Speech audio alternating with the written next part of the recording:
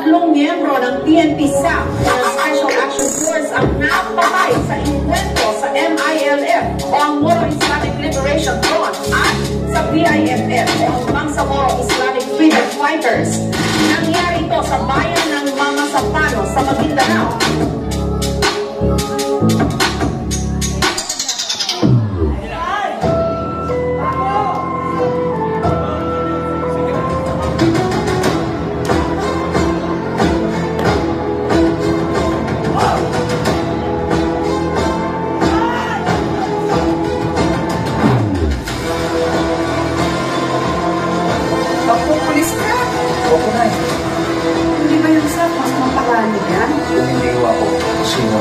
Kung wala akong tutulong, paano? Kinalala ngayong araw ang kabayanihan at sa petisyong ipinakita ng 44 na miyembro ng Special Action Force o SAP 44 sa mga Sapano encounter sa Maguindanao noong 2015.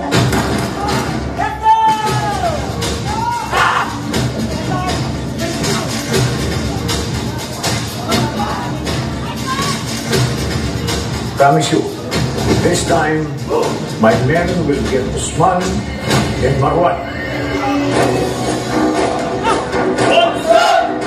Mas naman ang kanin! Saman! Tinimis ni Timothy ang hirap ng buong training, pero hindi sumali sa isip niya ang sumuko kailanman. Dismayado ang Pangulo sa findings ng BOI report na nagsasabing malaki ang pananagutan nito sa malagim na pagpaslang sa SAP 44 sa mamasapan ng Maguindanao at ang malalim na sugat na iniwan nito sa liderazgo ng PNP.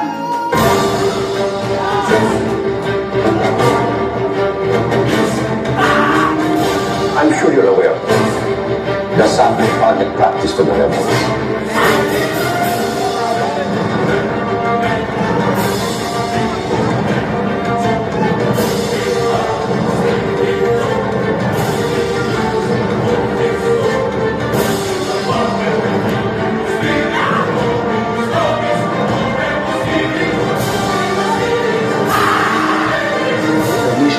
Always to get Marwan dead or alive. Wala na natin ang bumamasapan niya. Kung meron naman isang kalaban, tingin ko sa sarili ko, myself is my enemy.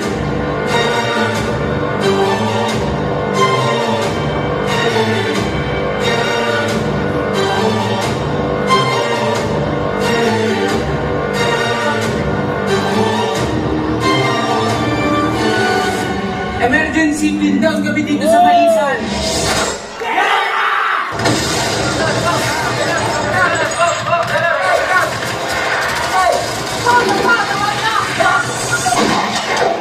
Ay, bongga. Wow!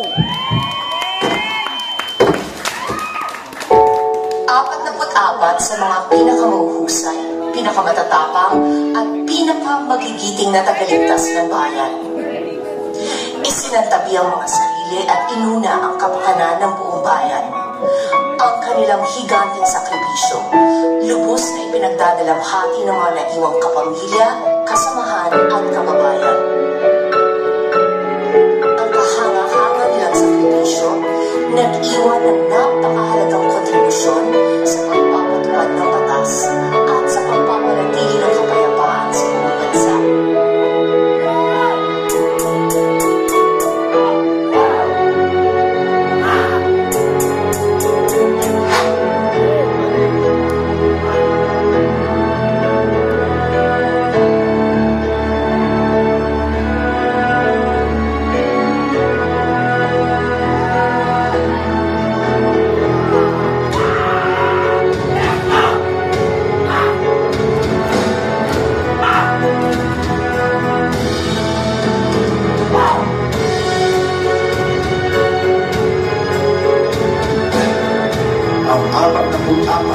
The Special Action Force Units o ang SAP.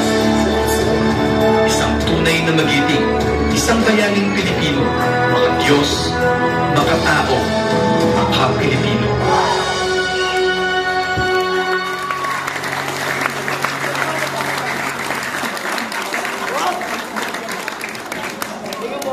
Grabe, ang galing! Grabe ang detail ng story.